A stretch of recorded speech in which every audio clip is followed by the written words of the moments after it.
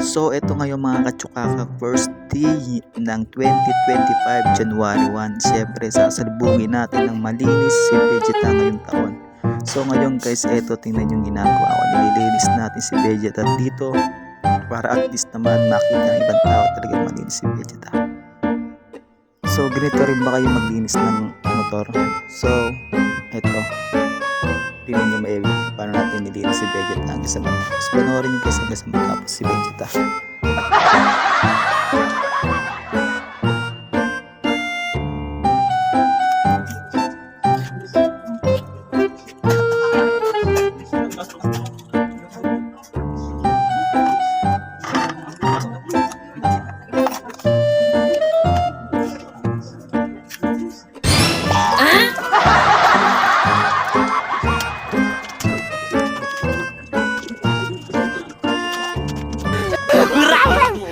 Dirasi!